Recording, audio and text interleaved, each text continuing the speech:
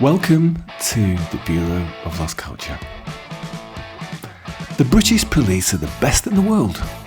I don't believe one of those stories I've heard about them raiding our pubs for no reason at all, lining the customers up by the wall, picking out people, knocking them down, resisting arrest as they're kicked on the ground, searching their houses, calling them queer. I don't believe that sort of thing happens here. Don't try to kid us that if you're discreet, you're perfectly safe as you walk down the street. You don't have to mince or make bitchy remarks to get beaten unconscious and left in the dark. I had a friend who was gentle and short. He was lonely one evening, he went for a walk. Queer bashers caught him, kicked in his teeth. He was only hospitalised for a week, and he still bears the scars. Sing if you're glad to be gay. Sing if you're happy that way. Sing if you're glad to be gay. Sing if you're happy that way. I'm Stephen Coates, and in this episode of The Bureau, we hear the further adventures of my guest, the English musician and broadcaster and LGTBQ activist, Tom Robinson. If you haven't heard the first part of the conversation, I recommend you do. It's wonderful, moving, thought-provoking and very entertaining. In it, we heard how Tom graduated from a very troubled youth and a suicide attempt to come to terms with his own nature, moving to London and getting deeply involved with the gay counterculture of the city in the 70s whilst developing as a musician. And we heard about his first band, Cafe Society, his early activism and his journey to having a huge hit with his song 2468 Motorway. Before we dive into the second part of that story, I want to invite you to join us, bureauoflostculture.com. You can sign up for the Bulletin of Lost Culture, support us in any way you can. That doesn't have to be financially, but listen, if you want to give us your money to help us carry on these countercultural things, we appreciate that. But you could just pass the message on, leave us a review, share these stories with a countercultural friend who might want to tune in, turn on, drop off. I've been told that this programme is very good for going to sleep to. Or just let us know your suggestions for countercultural stories you'd like us to cover. Thanks to everybody who has been writing. I really appreciate that. Now, the lyrics I read at the top of the episode were of course from the song Sing If You're Glad to Be Gay, a remarkable, unprecedented protest song that climbed into public consciousness in the late 70s despite the efforts of some in the establishment, and a song whose lyrics have continued to evolve with the changing times. We're going to hear about the genesis of that song and a later hit, War Baby by Tom Robinson, the desperate times in between, his activism not only for the queer community but as part of the Rock Against Racism movement, and how he had to face one of his greatest challenges in coming out, as it were, for a second time, risking the disapproval of the very community he'd fought for many years. Also some great tips for aspiring or new songwriters. But we're going to rejoin the conversation as Tom is telling me about how his band had managed to push through into the music industry via the door that had been blown open by the Sex Pistols. There was loads of people who came through at the same time. Punks kicked open the doors at EMI and CBS, and the rest of us piled in through behind them. And where the record companies had previously gone, no, mate, pub rock, not going to happen. They thought, might happen. Ian Dury and the Blockheads, you never know. So they let him in, and me too, and Costello, and the Motors got in on the back of it. I mean, it was lucky for us that punk came along when it did. You've also got the Clash, haven't you, as well? They had the attitude, but they being already around and a bit older and also quite melodic, right, as well, and, you know, wide range of musical things going on. Well, Joe had the 101ers. He was on the scene, but the moment he saw the Sex Pistols, he left the 101ers just like that. Right. I didn't leave the Cafe Society just like that. I was still very invested in the band. But I think the other thing was the politicization that had been growing in 76. Right. Not only musically seeing the Sex Pistols, but my own activism in the LGBT world took a whole new turn once the Metropolitan Police turned their heavy manners onto the queer community in Earl's Court, as well as the Afro-Caribbean communities of Brixton and Notting Hill. So they were using the sus laws indiscriminately just to get soft arrests. So if you arrest a stockbroker from Surrey who's wearing leather outside the Coleherne, he's not going to kind of kick up a big fuss over an unfair arrest. He's going to just plead guilty and take the rap. So let's put this into a bit of context. So the police in London suddenly get a lot harder, and also they've been having to cover up their own sort of misdemeanors, haven't they, in terms of like their own corruption. So they suddenly get harder and start to target the gay community, start to target the Afro-Caribbean community. It was the racism of the sus laws that came first, and the patent injustice of it did start getting people on side to support oppressed communities. But then, having kind of absorbed my gay liberation theology that our freedom is indivisible, can't ask for freedom for one group without the other. Right.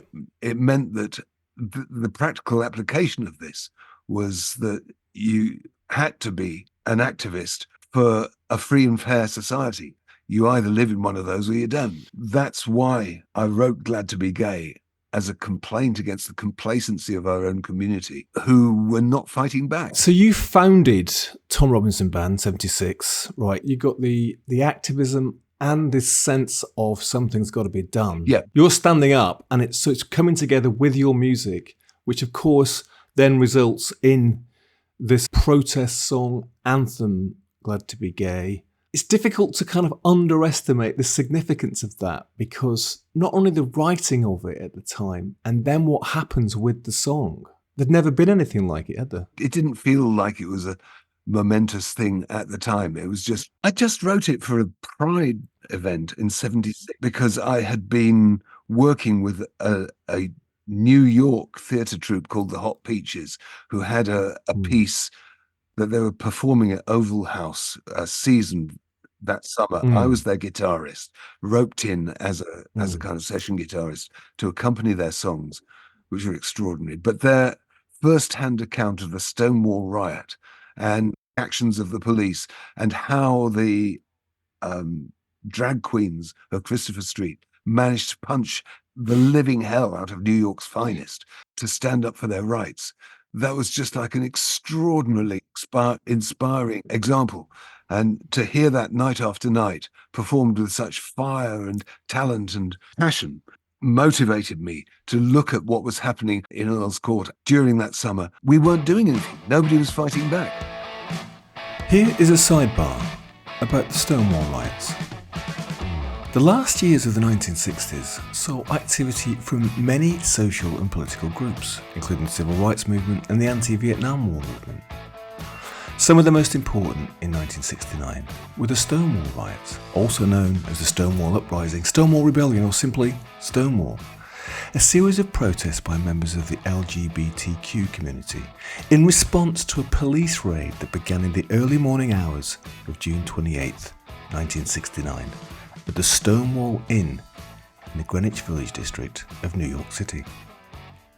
Patrons of the Stonewall and other village lesbian and gay bars, trans activists and LGBT individuals fought back when the New York police became violent. The riots are widely considered the watershed event that transformed the gay liberation movement and the 20th century fight for LGBT rights in the United States, and inspired changes elsewhere, including here in the UK. The Stonewall Inn was owned by the Italian-American mafia, and whilst police raids on gay bars were routine in the 50s and 60s, the raid on June 28, 1969 quickly got out of control. The next evening, and for several further nights, tensions erupted into protests. Village residents organised into activist groups demanding the right to live openly regarding their sexual orientation and without fear of being arrested. They concentrated on confrontational tactics, and within months, 3 newspapers were established to promote rights for gay men, lesbians and bisexual people. To mark the first anniversary of the uprising, on June 28, 1970, the first gay pride marches took place in Chicago, Los Angeles, New York City and San Francisco. Within a few years, gay rights organisations were founded across the US and the world. Now, as we know, in many cities, LGBT pride events are held annually worldwide in June in honour of the Stonewall riots. An estimated 5 million participants commemorated the 50th anniversary of the Stonewall Uprising on June 6, 2019. And New York City Police Commissioner James O'Neill delivered a formal apology for the actions of officers at Stonewall in 1969. The riots were not the first queer protests in the US or elsewhere, but are probably the most prominent and those that brought about most change, including the founding of the Gay Liberation Front groups in New York immediately after the riots. Shortly afterwards, similar organisations were formed in the UK, Australia and Canada, and the GLF provided a voice for the newly out and new radicalised gay community, and a meeting place for a number of activists who'd go on to form other groups, like ACT UP, the Lesbian Adventures, Queer Nation, Sisters of Perpetual Indulgence, and Stonewall, inspiring people like Tom Robinson to take up the cause.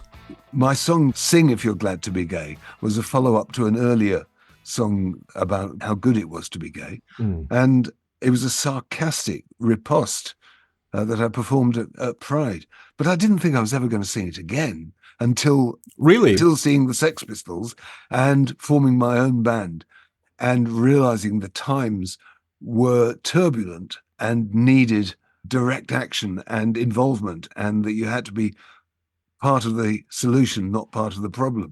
What's interesting as well about that song is that you've continued to write it almost in like a kind of Russian tradition, you know, where songs kind of just evolve, or like a kind of folk ballad. You know, you've changed it as the times have changed. But reading it today, the sort of rage still boils through. The rage at the injustice in the city, with the police, but also this sarcasm at your fellows who weren't being prepared to be out in their lives, right? Who would do it on a sort of part-time basis. Yeah, I mean, that said, other people from the activist community really hated that song. Why? Kirk said, "Oh, it's this dreadful, dreary football fucking anthem. It's so macho and leaden and dreary, and do we have to have this rammed down our throats, or represent, or purporting to represent us?"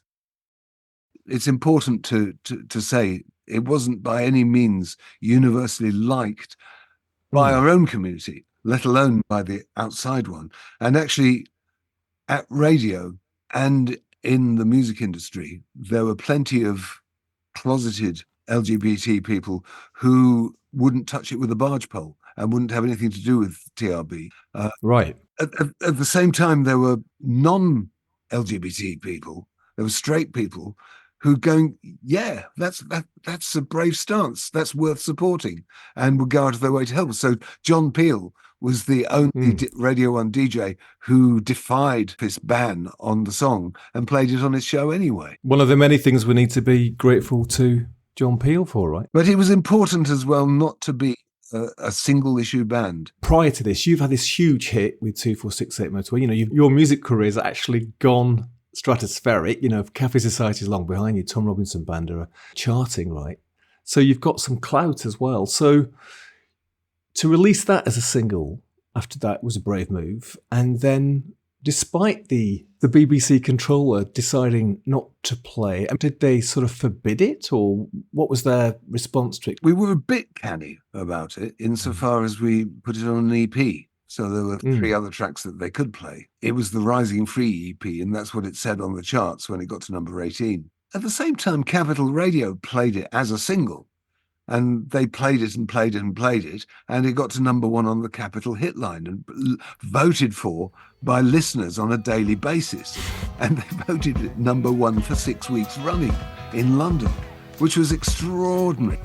This song is dedicated to the World Health Organization. It's a medical song, and it concerns a disease whose classification, according to the International Classification of Diseases, is 302.0.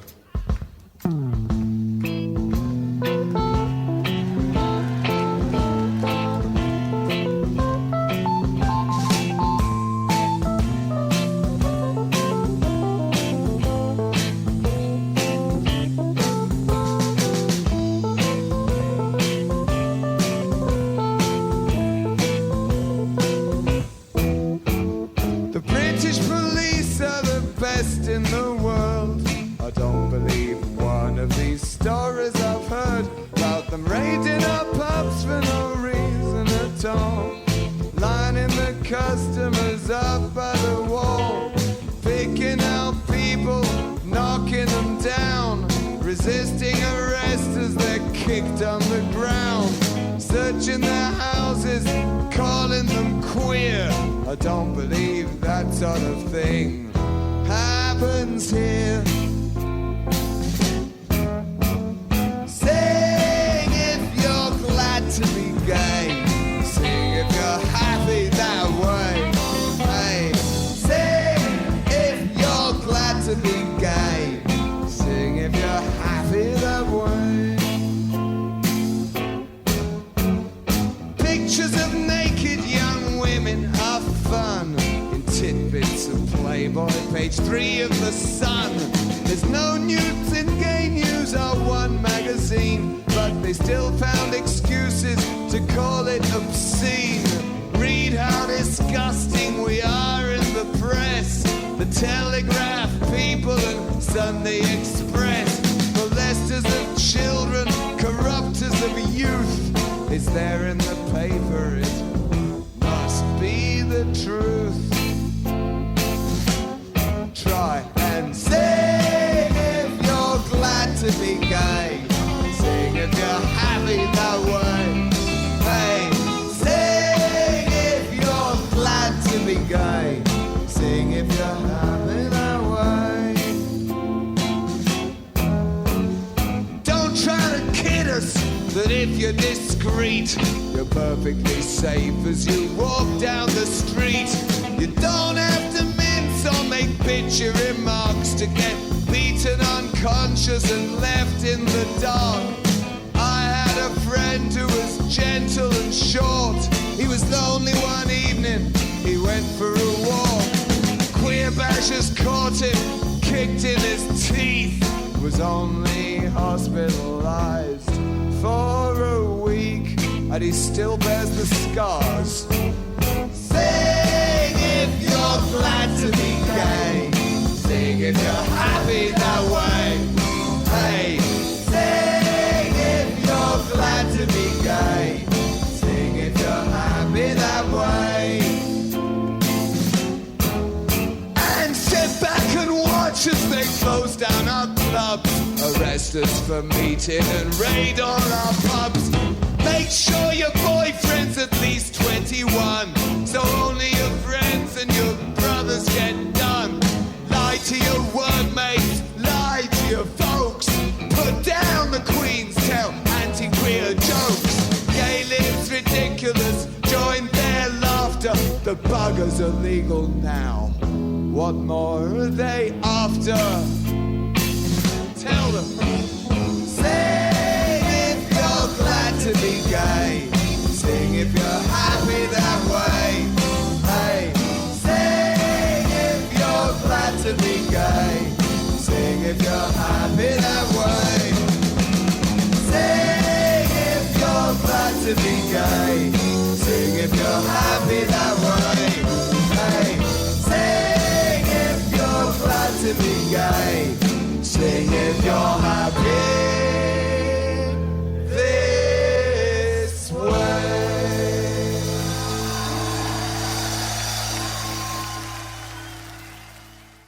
Radio 1 wouldn't even touch it. Doreen Davis was the assistant to the controller, and she was the real power at Radio 1.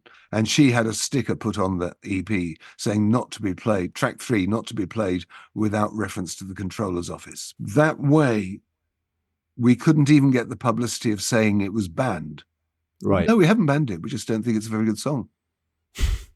That was the attitude. And she made sure none of my songs got playlisted for the next 6 years at Radio 1. Because of writing Glad to Be Gay? No, she said it's just, you hadn't written any good songs since then. And it's very hard to argue, because actually the singles I released after that weren't as good as 2468 Motorway.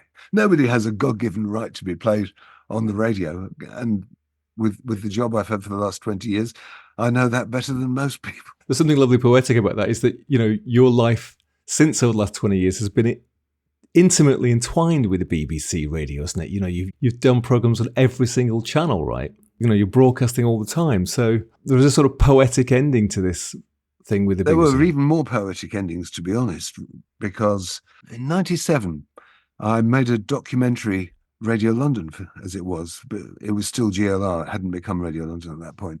And I made a documentary called "You've Got to Hide Your Love Away," and gay music up until David Bowie, and it won a Sony Award. And I ended up having my hand shaken by John Burt, the Director General of the BBC, thanking me for winning the BBC a Sony Radio Award for a gay program. And then, further ironies, when they're celebrating the anniversary of decriminalisation in 1967, the BBC goes to town on it. Radio 2 does a Pride special live from Hull. And they ask me to sing Glad to Be Gay live to air from Hull on Radio 2 on their flagship radio station. So that was a very fine moment that I really, really appreciated. How times change. Amazing, right? Amazing. Yeah. I've got to make this point that it was so important not to just be the band that did Glad to Be Gay. You have to keep it tied in with Rock Against Racism, which emerged simultaneously with all this. 76 was the autumn when Eric Clapton made his infamous remarks in Birmingham, and that led to the founding of Rock Against Racism, and which TRB signed up to as soon as we were formed. And we ended up playing at the Carnival Against the Nazis in early 78 in Victoria Park. And I think that is the thing I'd most like to be remembered for, is having been part of that movement and having stood up against the far right and declared, one race, the human race. And, we stand alongside Steel Pulse and X-Ray Specs, and music is music is music, and didn't want any of that racist shit that Eric was spouting. Well, I did a show about Rock Against Racism, and the great thing about it was that it was the power of music actually succeeded, right? I mean, the far right on that occasion were actually defeated. Roger Huddle was saying to me that it was music bringing together young people in community, right? Because, what's a gig but that? And that in itself was a powerful wave which kind of washed away that group of far right activists who were causing those issues at the time. So the musicians, but the way that the music itself and the concerts brought together young people. I'm totally proud of it. I'm totally proud of having been part of it.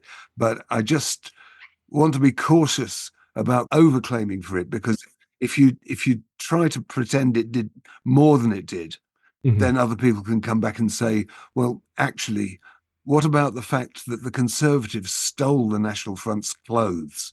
And Margaret Thatcher adopted a lot of their fucking policies. And that was why she robbed them of their votes. And that's why they failed utterly at the ballot box, was because the Conservatives had stolen their clothes as much as because of Rock Against Racism. As I say, I'm prouder of that than of anything else that I've ever done. But I wouldn't overclaim what effect it had at the ballot box, because politics is a dirty old game. There were other factors at play as well. After Tom Robinson Band, you went on, that band broke up, you formed other bands, you formed Sectors 27, you fled to Hamburg, you went through another long dark night of the soul, didn't you? And then you came back, as it were, with this beautiful song, War Baby. It is like poetry, it's almost like the French chanson tradition, a very unusual pop rock song. Just talk a little bit about the writing of that and what that was about in terms of East and West Germany and your life at that time. I was pretty much at a low ebb. I mean, I'd really lost everything. I'd lost my peace of mind, my financial security, my career. I was all washed up. I'd lost my record contract. The music press, rather than writing nice things about me and the music I made, were writing horrible things or nothing at all. When you've been this year's in thing, which we briefly were, you then become last year's in thing, then the year before last year's in thing, and then you become a has-been, and then you become a never was. By the early 80s, I couldn't get arrested. in the music industry in any case. And so the fact that I was away, marooned in Hamburg, living in a friend's spare room, pretty penniless, meant that I had nothing to lose. All I had was a Roland TR-808 drum machine and a Space Echo and a little mini Moog, a micro Moog, a cheap Moog, and a few instruments in this bedroom, and a TIAC Porter studio. That was the beauty of it. Technology meant that in those days you could finally compose stuff on your own. You didn't have to have a band. I'd created this atmospheric track with the drum machine, making jungle noises on the synth through the Space Echo that created a kind of deep, immersive atmosphere, which you can still hear on the 12-inch version of War Baby. The jungle noises are much more mixed up, much louder. And rather than Steve Laurie's brilliant drumming with the tom-toms, it was just the TR-808 going boom, boom, boom, boom, boom, boom, boom, boom, boom, boom, boom, boom, boom, boom, which, it sounded pretty crap, but it was the basic pattern that I wanted to hear. There was a Roland TB-303 bass line hooked up to it, keeping the bass going underneath. So these 8 bars were just cycling around. I didn't know what it was, but I knew it was something that stirred me and I liked. I didn't have any words for it until one night when I got really smashed in Hamburg and somebody offered me a joint of the most ferocious dope. I had no idea what kind it was, but it was hallucinogenic in its weirdness. And I had 4 lost hours in Hamburg. And for my sins, I got into my Austin A40 and drove in that state, finally made my way back about midnight, staggered in through the door, and before collapsing on the bed, scribbled 8 pages of stream of consciousness drivel onto the page, and then fell asleep and woke up feeling dreadful and looked at this pad and thought, well, whatever that is, that isn't my comeback hit. And the first words on the page were, only the very young and the very beautiful can be so aloof. And every attempt to make it rhyme or scan or hack it down into verses failed, absolutely. And it was only when I just intoned it as it was in the raw over the top of this backing track that I ended up with a song. And then I played the Edinburgh Fringe that summer in '82 and met a sax player called Mark Ramsden who came and squirted sax all over it. And I picked out one of the phrases that he'd played and got him to do that again and again on the choruses. And that's how the kind of chorus came about. And I just sang War Baby in between him doing it. It's a killer chorus, though. But it is like a bit of beat poetry. I mean, it's interesting you said stream of consciousness, with these words tumbling out. It's a very unusual song. And of course, you're back with that song, right? I mean, that song put you right back up there, didn't it? Oh, yeah. How was that? It was a long route back. It wasn't like a straightforward path, to be honest, because I was absolutely broke. I had no money. And it was only thanks to a producer called John Plowman, who was producing a TV show called The Video Entertainers at Granada TV. And he said, do you want to come and do an appearance for us? There's a session fee in it for you. I said, what do you want me to sing? He said, I don't care. Sing anything you like. So I arranged, I was singing War Baby with the band at that time. So we went up to the Granada studios and recorded a backing track of it. And I then sang War Baby live over the backing track, the spring of '83. And as I was leaving, the engineer said, do you want the backing track? Because I don't need it. Take this. So I had a 15 inches per second, 1/4-inch tape of the backing track was all I had. I couldn't afford to go and record it in a proper studio, but I got some free studio time.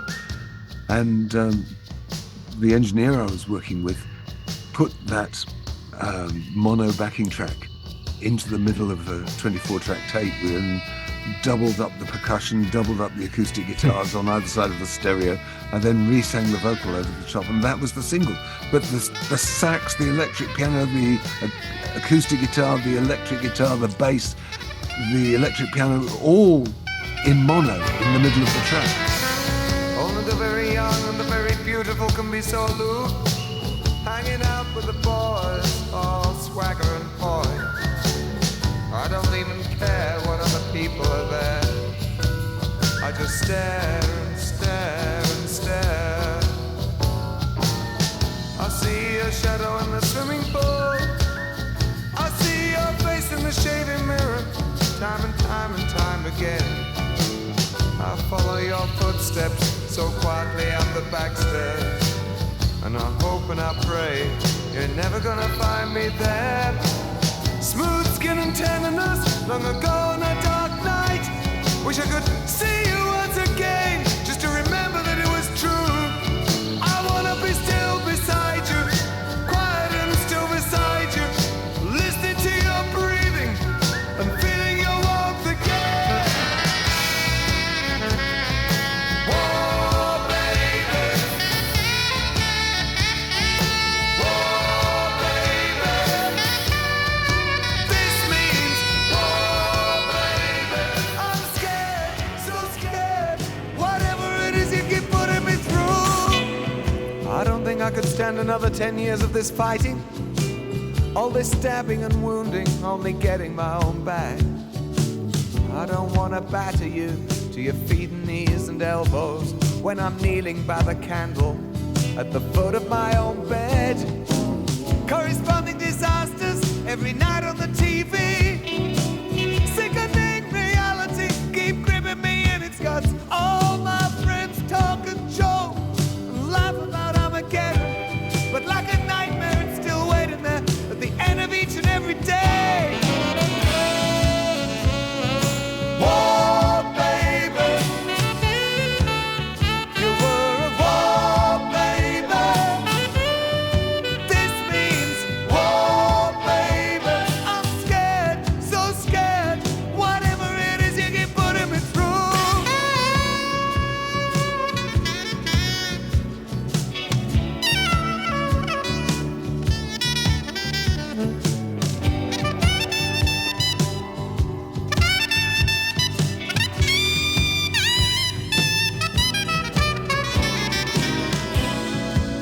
I don't think I could stand another 10 years of this fighting. Always stabbing and wounding, only getting my own back. Later that same evening, when we were out in the car talking, I suddenly wondered who the hell it was we were trying to fool. 'Cause you were the first one I ever wanted, and it's you I come home to at the end of every day, like a mother sucking baby, demanding and so helpless. A little old balding man, all wrinkles and bulging eyes. Whoa, baby. Whoa, baby. This means whoa, baby. I'm scared, so scared. Whatever it is you keep putting me through. You were a whoa, baby. Talking about the third world. Whoa, baby. Whoa, baby. So scared. That was the original demo of War Baby blending into the final single version. I then had a recording of it and took it around record companies in London, and they were going, hardly another 2468 Motorway, is it, Tom? You know, Is that what they wanted? And same again, same they were again. going, you've had your chance, mate. You know, No. you're 33. No. You know, you had your chance back in the 70s and you blew it. And, you know, this doesn't sound like a comeback single to us. You know, it really, man, it's not going to happen. So they all sent me away with a flea in my ears. So I found somebody who arranged for me to put it out on my own label, Panic Records. We needed a name for the label. What should we call it? Panic. And yeah, it got to number 6 in the charts. Unfortunately, no other deals were in place globally. It was just in the UK.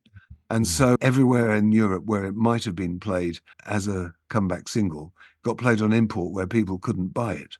Right. So that meant it was completely squandered in Germany, Belgium, Holland, Scandinavia, France, all those places. There was no album to come back with. There weren't even the songs for an album to come back with. It took a year to make an album to go with War Baby, and by then all the heat had died down again. You know, you've gone on, you've written, is it 20 albums now in total? A fair number, but the thing is, when you've had just one 15 minutes of fame in the late 70s, people can go, yeah, you're a one-hit wonder, fuck off. But when you've had 15 minutes of fame, they never quite write you off in the same way. And as a result, I've been able to keep a career going on and off over those years since 77. You've got a very devoted fan club, haven't you? You've nurtured your fan club. You release bootlegs just for your fan club, which listened to the radio, was also with Peter Gabriel, and it made its mark, didn't it, as well? I mean, as you know, I'm a big fan of Still Loving You, which always felt to me like maybe some about your times in Hamburg, your David Bowie years, as it were, sort of. Yeah, thank you. Yeah, Still Loving You was surprisingly a hit in Italy, of all places. Did nothing in the UK or anywhere else in the world, but in Italy. Got me on the San Remo Song Festival, and I had some good times as a result of that. It's been a checkered old career. The thing is, I always say to new artists, now that I work with BBC Introducing, advising them how to spend their time, what to concentrate on. They say, how can we get played on the radio? How do we get to play Glastonbury? How do we get gigs? To be honest, the answer is write songs. Get the songs right, and the rest sort of takes care of itself.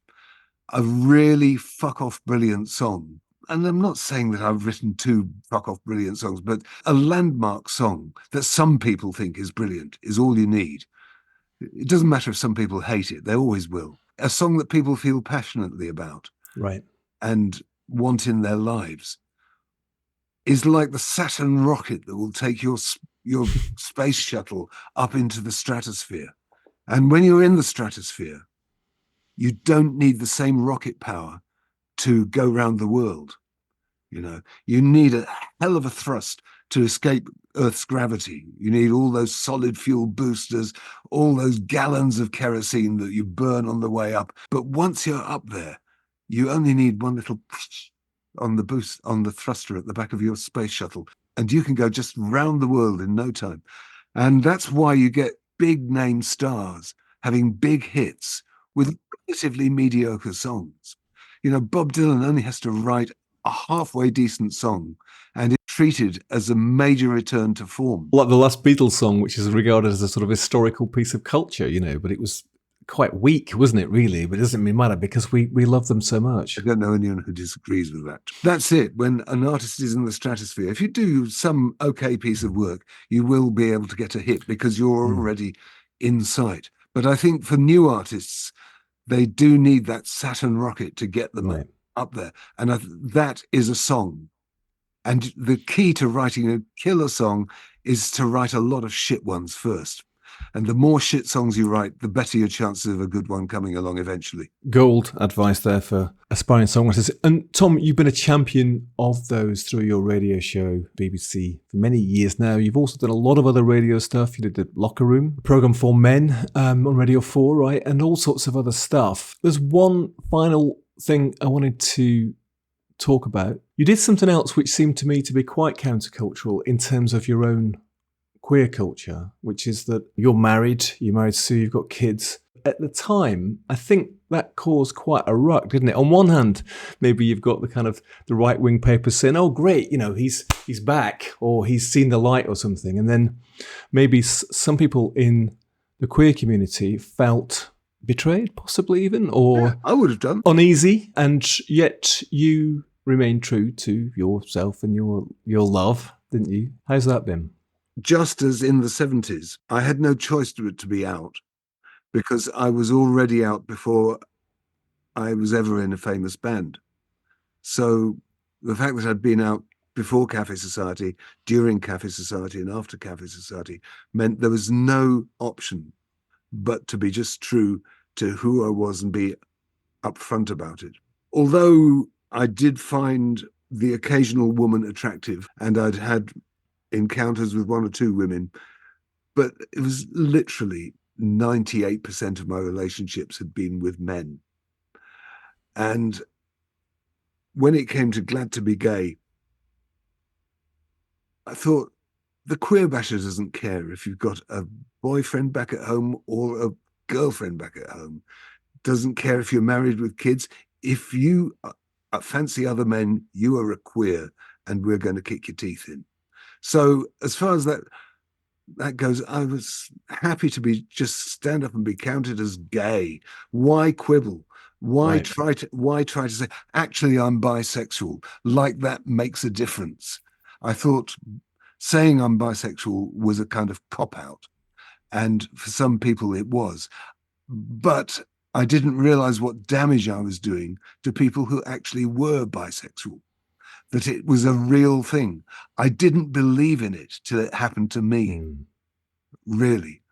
And so when I met the person I wanted to spend the rest of my life with, I knew who it was.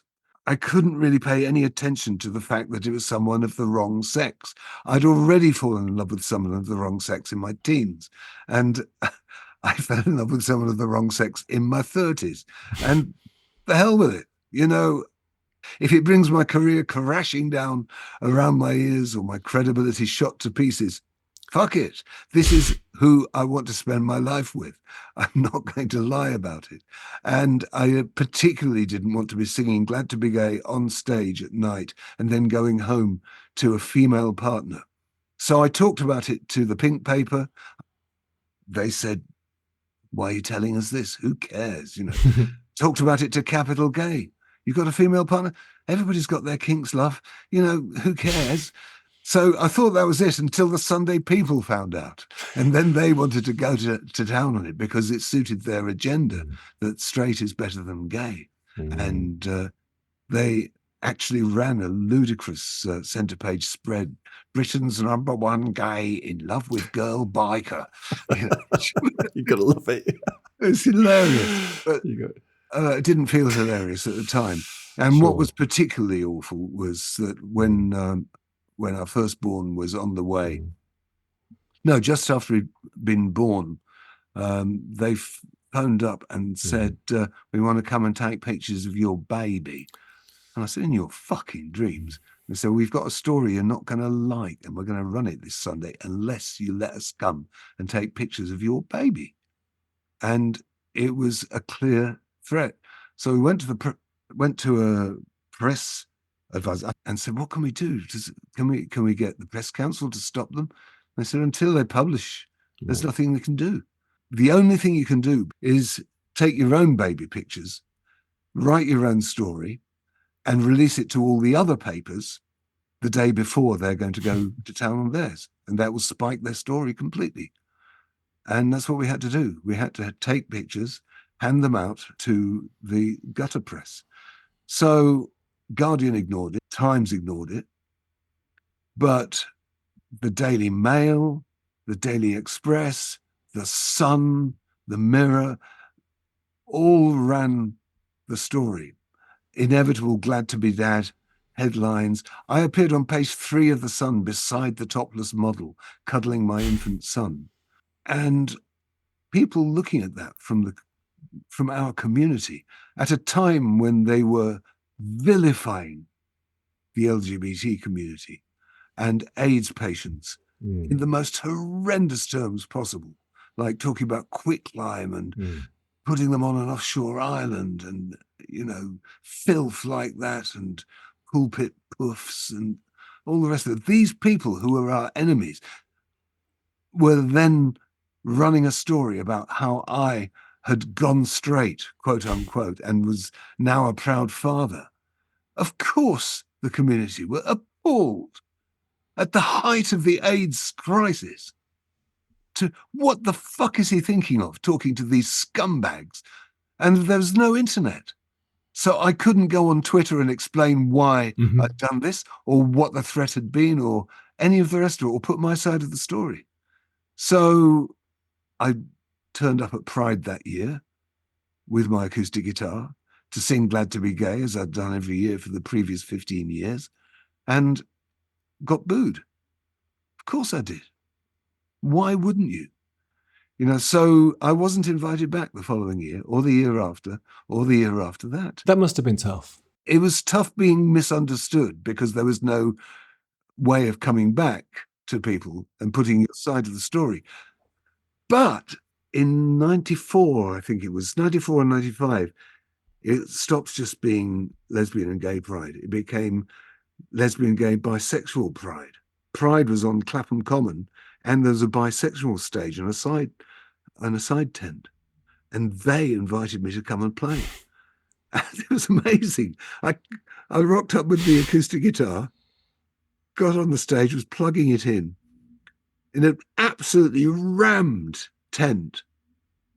And somebody at the back shouted, "Where have you been, Tom?" And I said, "Making babies." And they all cheered. And it was brilliant. It was like coming home. And you're like, never more am I going to disown my own bisexuality, because there is this huge community of people for whom this is their daily experience.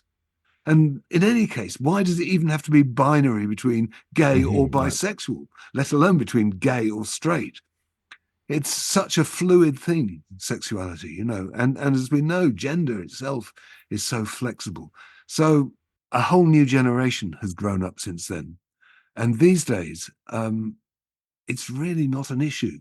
People are very happy for me to be who I am and come with the guitar and sing that song with its updated lyrics, yes. I'm much more at peace with the whole thing and very happy to own the song and the sexuality. I love the fact that it was Clapham as well, where you made your first stand by getting on the tube. Do you know, I hadn't even thought of that. It's so weird. Yeah. It's a bit of a corny question, but I'm going to ask you anyway, which is, over those decades, the decades in between, with all the work you've done since in radio and all your other the music you've done and tours and the successes and the desperate times and the activism and coming to London and all the way back through the community to that kid at the Quaker school, having that crisis at that time. And you described it so vividly here in this conversation. So it's obviously still so vivid in your memory, in your consciousness. What would you say to that kid if you could give him some perspective from this distance? There's a brilliant series of videos on YouTube called It Gets Better, which is where LGBT celebs, for want of a better word, people who've made their mark, who happen to be LGBT plus, make videos for young people just saying, it gets better. Don't worry. It gets better. Tom, thanks very much for coming to the Bureau of Lost Culture. Thank you so much for having me, Stephen.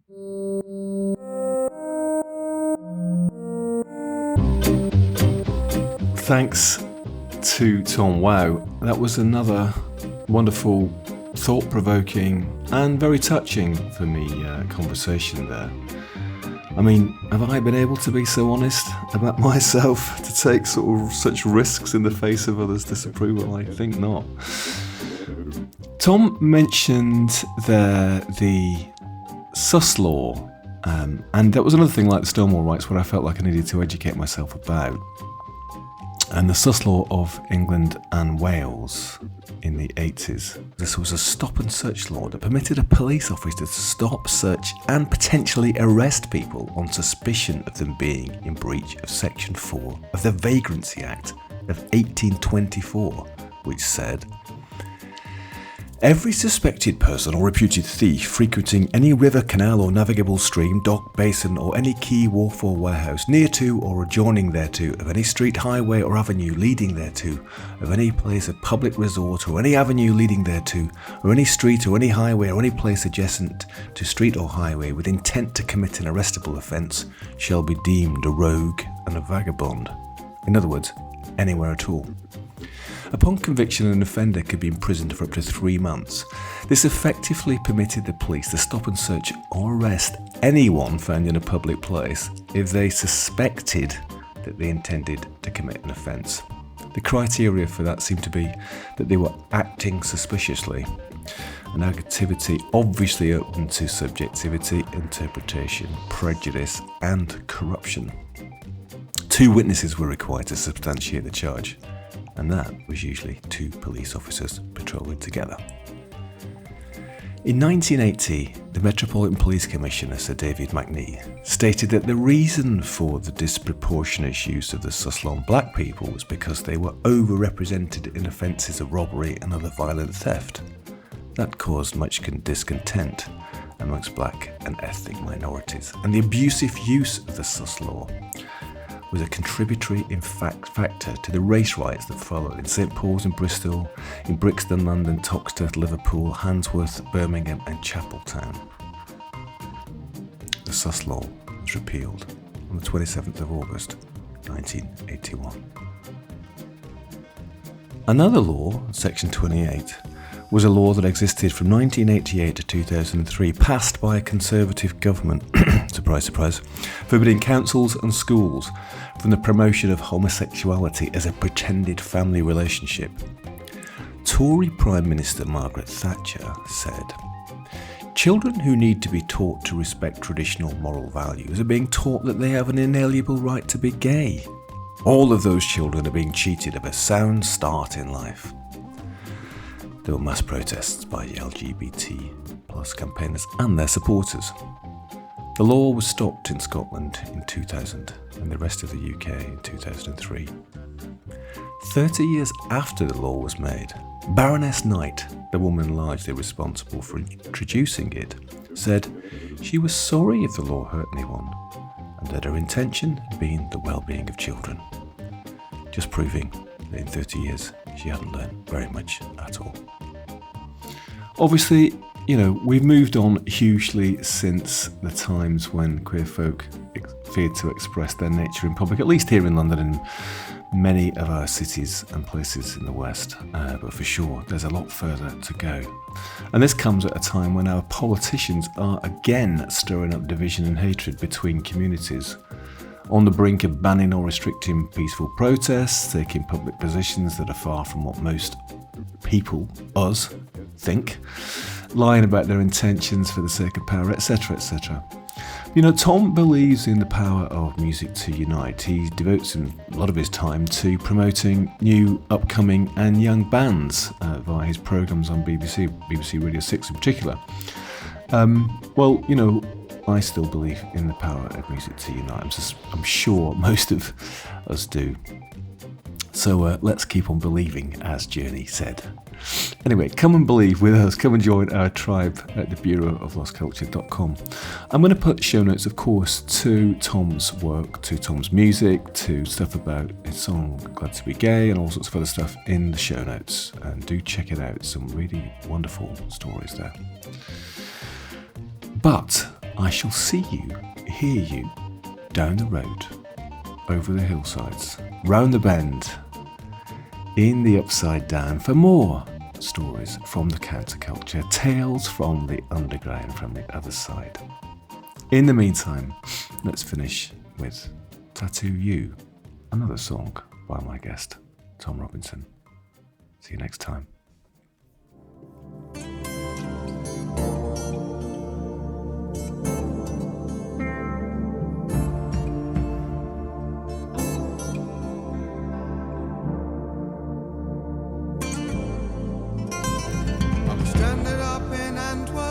Summer of 54, there were teeming streets full of refugees and rumours of a new world war. I was waiting at the station when a newcomer arrived. As you took your place, you fixed me with those crazy hazel eyes.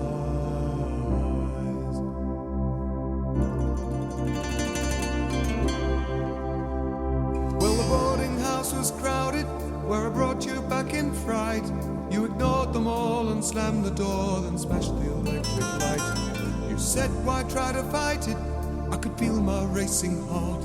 Then you nuzzled up like an animal and you kissed me in the dark. Where you wrecked the bed and spent the rent, left one night without a cent. I drank the fare and never made the train.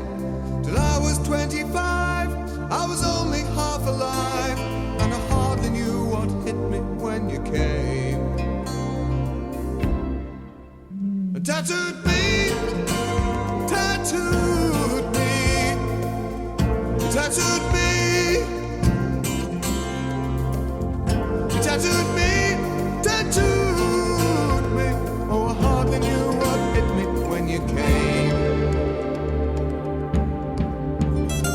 We checked up in a basement with a crippled old senor, with bedbugs in the blankets, broken bottles on the floor. We were penniless and hungry, having arguments and fights.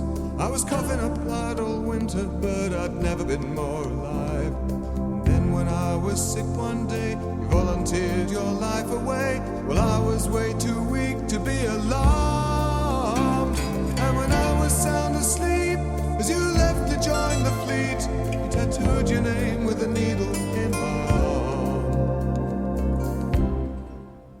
You tattooed me, tattooed me, you tattooed me, you tattooed me, tattooed me, tattooed your name with a needle in my arm.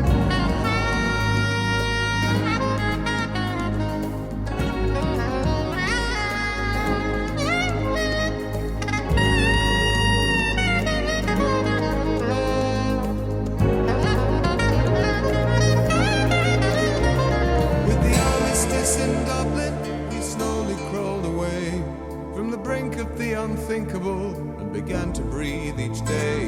There were rumors you deserted, then no more letters came. My life was wrecked, but I did my best to pick up the bits again. And then when I was on the mend, I drifted back to Zaventem and worked unloading cargo from a plane. I began to pay my way on 1,000 francs a day, and as time went by I realized we'd never meet again. You tattooed me, tattooed me, you tattooed me, you tattooed me, tattooed me, and I realized we'd never meet again. You tattooed me, tattooed